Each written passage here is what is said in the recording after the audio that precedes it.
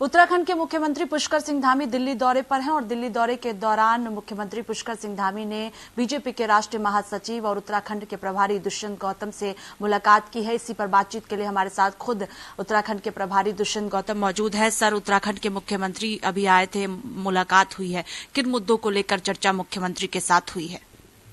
राजनीतिक बातें तो होनी स्वाभाविक है, प्यार से एक पारिवारिक संबंध भी बन जाते हैं करते करते, तो इसलिए कटसी पे आए थे। लेकिन जो मुद्दे वहाँ के होते हैं, किस प्रकार से समाज की ज़्यादा से ज़्यादा सेवा की जाए और संगठन को किस प्रकार से मजबूत करें, सारे विषयों पे चर्चा हुई है। अच्छा, पॉजिटिवली अच्छा काम कर रहे हैं और काम को आगे बढ़ेंगे। लाभ के पद अभी भी खाली हैं। आपसे कई बार बातचीत हुई, आपने कहा कि पूरी तरह से तैयारी हो गई है, अब कभी भी घोषणा कर दी जाएगी। तो क्या मुख्यमंत्री के साथ मुलाकात के बाद तारीख तय हो गई है कि कब घोषणा होगी?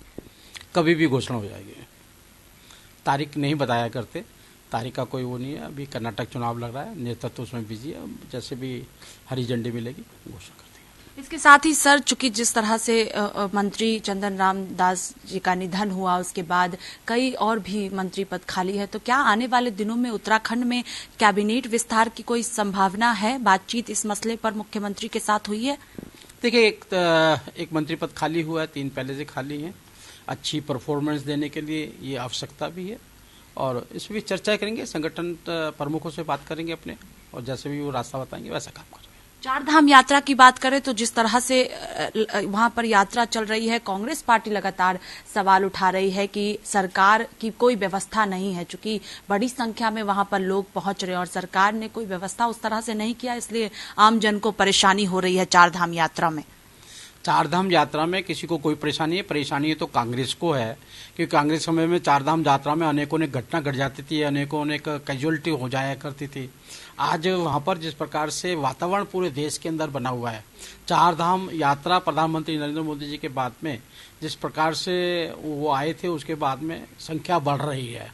और एक हफ्ते के लिए इसलिए भी रोकने का कारण बना है क्योंकि बर्फ पड़ गई, आधे से ज्यादा टेंट बर्फ में दब चुके हैं। तो जनता के जान माल की रक्षा करना, यात्रियों को देखभाल करना, ये हमारा फर्ज बनता है।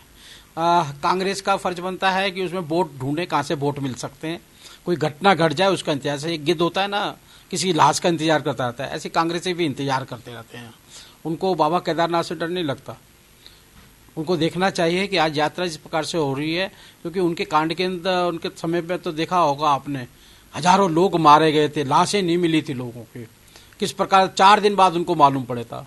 तो मुझे लगता है कि उनका व्यवहार एक विरोधी दल के नाते जो होता है वही व्यवहार है, पॉजिटिवली सकारात्मक नहीं है। एक और आखिरी सवाल है, चूंकि कर्नाटक में विधानसभा चुनाव है, बीजेपी ने अपना घोषणा पत्र सोमवार को जारी कर दिया। कांग्रेस पार्टी ने घोषणा पत्र अभी जारी किया है, जिसमें कहा गया है कि पीएफआई जिस तरह से बैन है, वैसे ही अगर सरकार कर्नाटक में बनती है कांग्रेस पार्टी की, तो बजरंग दल और वीएचपी को भी सरकार बैन कर देगी।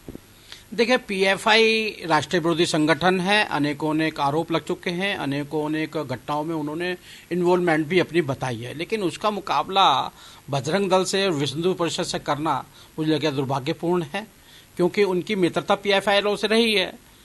उनके यहाँ तो प्रधानमंत्री हाउस में बिरयानी खाने आते रहे हैं वो लोग, और कहीं ना कहीं अभी राहुल गांधी जी कश्मीर की यात्रा पे जब जा रहे थे, वो भी बोल रहे थे मेरी आंखों में एक आतंकवादी से बात हुई है।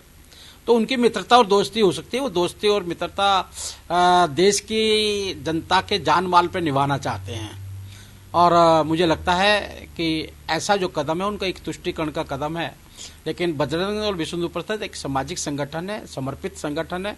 हमेशा देश में, जनता में जो भी आपत्ति, जो प्रॉब्लमें आती हैं, उनको सोल्व करने के सबसे पहले आगे कदम बढ़ाकर वो काम करते हैं और देश को उन पर गौरव भी है। बहुत शुक्रिया बातचीत के लिए। देखिए, साफ तौर पर कहना है कि मुख्यमंत्री के साथ कई अहम मुद्दों को लेकर चर्चा हुई है। कैमरा पर्सन रोहित के साथ स्वाति पाठक, भारत समाचार, दिल्ली।